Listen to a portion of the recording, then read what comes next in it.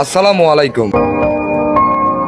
৬৬ জেলার ড্রাইভার সাহেব ভাইদেরকে জানাচ্ছি অভিনন্দন। নির্যাতিত মোটর শ্রমিক একতাইক্য সমগ্র বাংলাদেশ, এই সংগঠনটি সকল ড্রাইভার সাহেব ভাইদের অধিকার।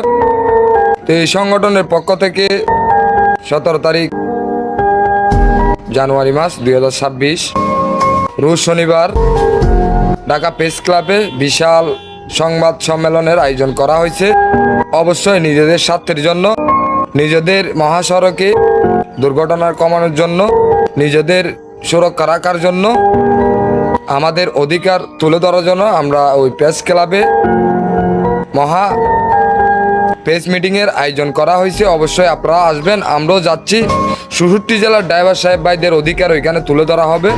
অবশ্যই আমরা সরকারের কাছে একটা দাবি জানাবো। আমরা ড্রাইভাররা আজকে অনেক বছর ধরে হয়রানি নির্যাতন হয়ে যাচ্ছি, এটার জন্য প্রতিবাদ কেউ করে নাই। তো আমরা সরকারের কাছে অবশ্যই আবেদন জানাবো আমাদের জন্য। আমরা রাষ্ট্রের অর্থনৈতিক চাকা ঘুরিয়ে নিয়ে যাই, আমাদের জন্য কোনো সুবিধা নাই। আমার একজন ড্রাইভার সাহেব ভাই মহাসড়কে দুর্ঘটনার কারণে মারা গেলে ওনাকে কখনো বাড়ি কেউ পৌঁছে দেয় না রে ভাই। তো আমরা এই সংগঠনটি চালু করছি। আমার একজন জাতি ভাই যদি মহাসড়কে দুর্ঘটনার শিকার হয়, তাকে অ্যাম্বুলেন্সে করে পারি, গাড়ি করে পারি, কিভাবে আমরা ওই ড্রাইভার সাহেবকে নিজের গন্তব্যস্থানে নিজের বাড়িতে সুরক্ষাভাবে পৌঁছে দেওয়ার জন্য। তো লড়াই চাই, লড়াই করে বাঁচতে চাই। অবশ্যই আপনারা সবাই চলে আসবেন ১৭ তারিখ ২০২৬ রোজ শনিবার প্রেস ক্লাবের সামনে। আসসালামু আলাইকুম।